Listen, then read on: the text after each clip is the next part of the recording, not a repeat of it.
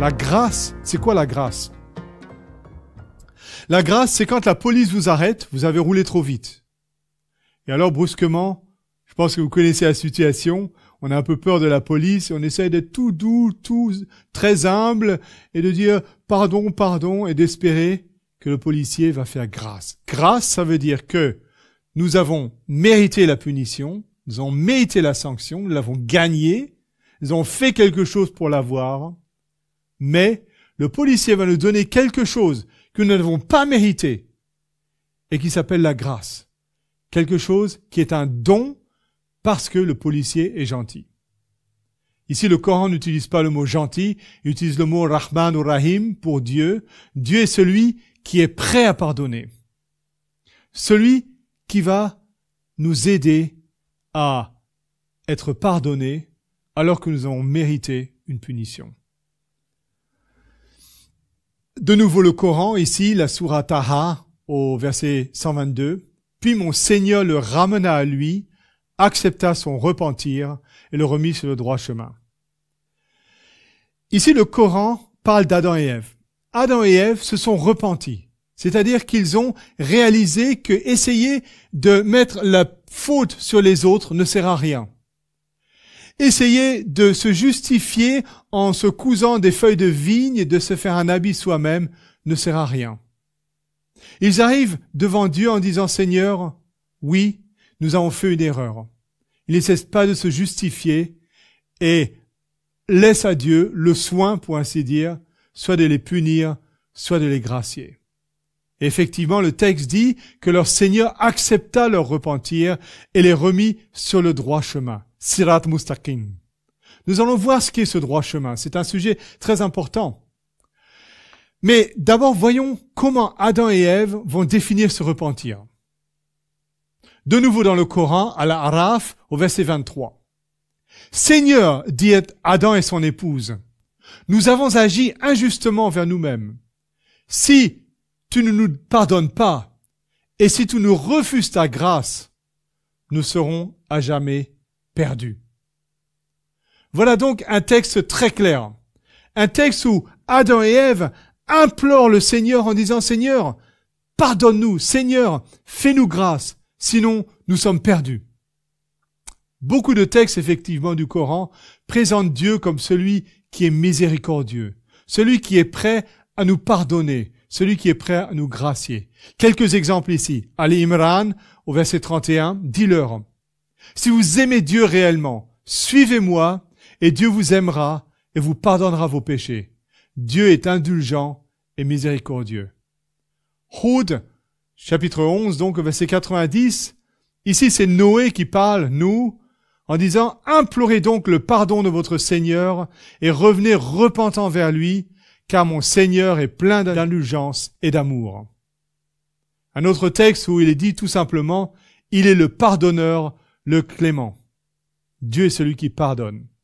Al-Nasr, verset 3, « Célébrons les louanges de ton Seigneur et implore son pardon, car il est toute mansuétude et toute compassion. » Mes amis, n'est-il pas magnifique de savoir que Dieu est un Dieu clément, un Dieu miséricordieux, un Dieu qui est prêt à pardonner, un Dieu qui est prêt à nous gracier malgré nos erreurs.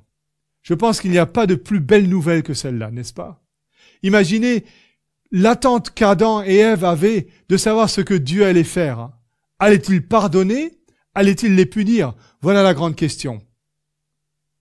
Nous retrouvons dans la Bible, dans le Torah, Zabour, Injil, donc dans l'Ancien et le Nouveau Testament, les mêmes expressions. Un de mes textes favoris, Jérémie 31, verset 3, nous dit « De loin l'Éternel se montre à moi, et il dit « Je t'aime d'un amour éternel. C'est pourquoi je te conserve ma bonté. » Je t'aime d'un amour éternel, et c'est pourquoi je te conserve ma bonté. Psaume 91, verset 4. Puisqu'il m'aime, je le délivrerai. Je le protégerai, puisqu'il connaît mon nom. Cette fois-ci, un texte du Nouveau Testament, Éphésiens 2, versets 4 et 5. Mais Dieu qui est riche en miséricorde, à cause du grand amour dont il nous a aimés, nous qui étions morts par nos offenses, nous a rendus à la vie avec Christ. C'est par la grâce que vous êtes sauvés. Ici aussi, le sujet de la grâce, de la miséricorde. Dieu est riche en miséricorde.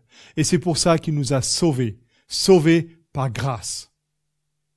Un autre texte du Coran nous dit, au chapitre 39, verset 47, « Si les injustes possédaient tout ce que contient la terre, et autant encore, ils n'hésiteraient pas à l'offrir le jour de la résurrection, pour échapper aux affreux tourments de ce jour, lorsqu'ils verront apparaître de la part de Dieu quelque chose avec lequel ils n'avaient pas compté. » En d'autres termes, le cri de l'être humain, c'est d'essayer de réparer son erreur en offrant tout ce qu'il a. Et nous savons que dans beaucoup de religions, les gens vont tout faire, tout donner pour essayer d'implorer la miséricorde de Dieu. Pour essayer de mettre quelque chose sur la balance qui va peser plus lourd que leurs iniquités, pour que Dieu, au jugement, puisse les accepter. Mais le texte dit que même si quelqu'un offrait tout ce qu'il a et même la double mesure de ceci, cela ne serait pas assez. Et cela ne servirait à rien, car comme le texte le dit, quelque chose est arrivé avec lequel il n'avait pas compté. Le mot arabe utilisé ici pour compter est effectivement le mot hesab. Hesab, c'est quand on fait les comptes. Hesab, c'est quand vous allez au restaurant et qu'on vous emmène l'addition. On a additionné tout ce que vous avez mangé, tout ce que vous avez bu, et on vous présente l'addition. Or, il est dit ici que Dieu va présenter une addition qui est complètement différente de tout ce que vous avez anticipé. Pourquoi ? Pourquoi ? Parce que tout ce que vous avez pu amener à Dieu en sacrifice, en bonnes œuvres, ne semble pas suffisant. Et en plus, cela n'est pas nécessaire car Dieu a fait quelque chose d'autre. Dieu a fait de l'addition quelque chose avec lequel vous n'avez pas compté. Cela me rappelle une histoire. J'étais un jour invité dans un pays arabe et j'ai visité un de mes amis qui m'a invité dans un restaurant extraordinaire. Vous savez, ces restaurants où vraiment on mange comme des rois. Et c'était pas un restaurant tellement bon marché d'ailleurs, c'était à Bahreïn. Et à un moment, le directeur, le patron du restaurant est arrivé et mon ami a dit « c'est mon cousin ». Donc j'ai salué le patron évidemment. Et voilà ce qui s'est passé. Le patron amène l'addition. Une addition longue comme ça, car nous avions vraiment essayé de manger, de boire tout ce qu'il y avait et c'était vraiment délicieux. Voilà que le patron prend l'addition, se tourne à droite, à gauche, regarde autour de lui et devant tout le monde, il déchire l'addition. Il déchire l'addition devant tout le monde. Pourquoi ? Pourquoi pensez-vous que le patron a fait cela ? Il l'a fait pour montrer que nous étions ses hôtes et que ça aurait été une honte pour nous d'essayer de payer cette addition. C'était son honneur, c'était son privilège en tant que patron du restaurant de nous considérer non pas comme des clients normaux, mais comme ses amis, comme ses invités, comme ses hôtes. Imaginez que j'ai essayé de sortir $100 de ma poche pour essayer de payer. Et ça aurait été une offense incroyable pour ce patron du restaurant. Je pense toujours à ceci lorsque je lis ce texte du Coran dans Az-Zumar où il est dit que quelque chose est apparu de la part de Dieu avec lequel il n'avait pas compté.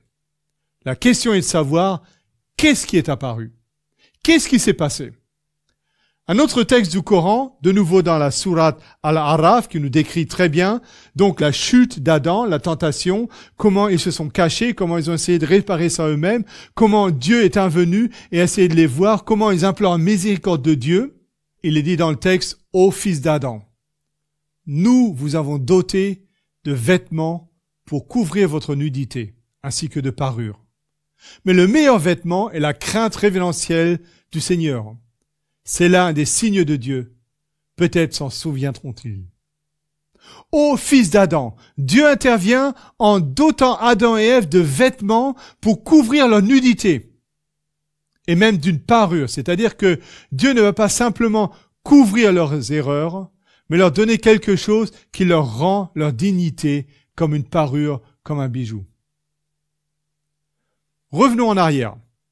Adam et Ève se cachent parce qu'ils ont trahi la confiance que Dieu leur avait donnée. Donc ils se sentent coupables, mais en même temps, au lieu de dire nous sommes coupables, ils disent nous sommes nus. Donc le Coran, comme la Bible ici, va comparer deux choses. La nudité physique avec la culpabilité. Et en fait, les deux se rejoignent dans leur conséquence qui est la honte. La honte. Et Dieu va utiliser cette image en les couvrant d'un habit. D'ailleurs, le mot arabe kafara signifie autant couvrir que pardonner. Alors, puisqu'Adam et Ève sont couverts, c'est-à-dire qu'ils ont des habits, premièrement, ils n'ont plus besoin de se cacher devant Dieu. Ils n'ont plus besoin de se sentir honteux. Et en plus, pour ainsi dire, leur culpabilité a été couverte. Donc, ils sont couverts, comme on dit en français, couverts par une assurance. C'est-à-dire que vous êtes protégés, vous n'avez pas à payer vous-même, quelqu'un d'autre, l'assurance, par exemple, paye pour vous. Et c'est pourquoi, je répète, ce texte nous dit que Dieu a doté nos premiers parents de vêtements pour couvrir leur nudité, mais, voilà quelque chose d'intéressant, le meilleur vêtement est la crainte révérentielle du Seigneur. Donc il ne s'agit pas simplement d'un vêtement quelconque. Il s'agit d'un vêtement qu'on appelle en arabe taqwa, le vêtement qui nous couvre de la justice divine. Un vêtement tout à fait spécial, pas simplement quelques feuilles comme Adam et Ève avaient essayé de coudre. J'aimerais en venir à un de mes textes favoris dans l'Ancien Testament, de la plume du prophète Ésaïe 64, où il est dit « Nous sommes tous comme des impurs, et toute notre justice est comme un vêtement souillé.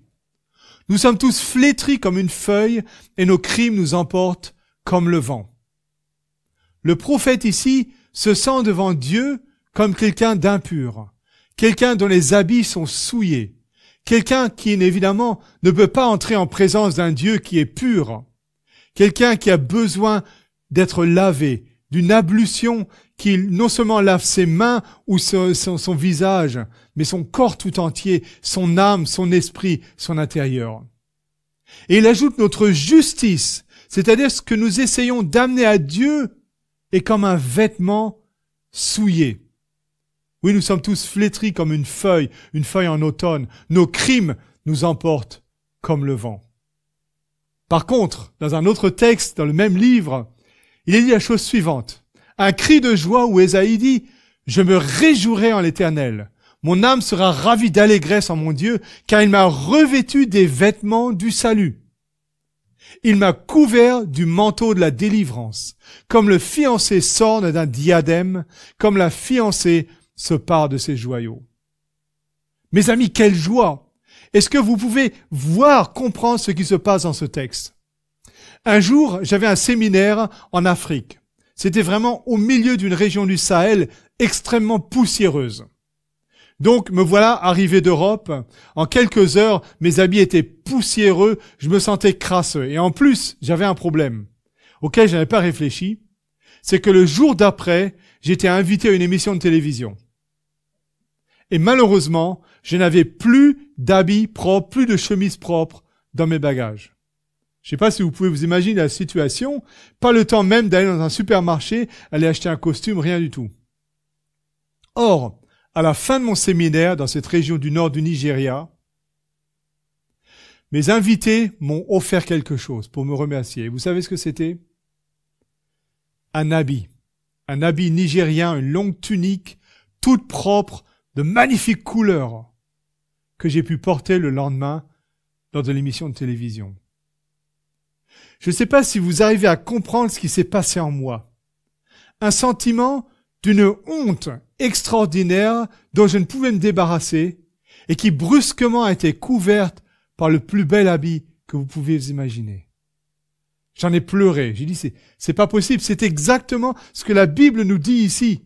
Que Dieu nous couvre d'un habit tellement beau qu'il nous compare avec un fiancé. Dans tous les pays du monde, lorsque les gens se marient, ils mettent des beaux habits. Avez-vous déjà réfléchi pourquoi? Y a-t-il une loi quelque part qui dit le jour de votre mariage, vous devez être bien sapé? Non. Mais les gens le font automatiquement. Parce que ce jour-là, le fiancé et la fiancée pensent qu'ils sont les plus beaux, qu'ils ont le meilleur partenaire et ils sont le centre du monde puisque tout le monde vient les admirer. Et c'est parce que dans ce sens de dignité et grâce à ce sens de dignité qu'ils se sentent portés à chercher les plus beaux habits, les chaussures, que tout soit parfait, parce qu'ils se sentent bien. Donc, reversons l'histoire, Dieu veut que nous nous sentions bien. Dieu veut que nous ayons une paix intérieure dans le sens de salam, wellness, un sentiment de paix intérieure qui nous rende notre dignité. Et c'est ce qui est exprimé par ce texte magnifique d'Ésaïe, la joie de recevoir de Dieu un habit appelé taqwa, l'habit du salut.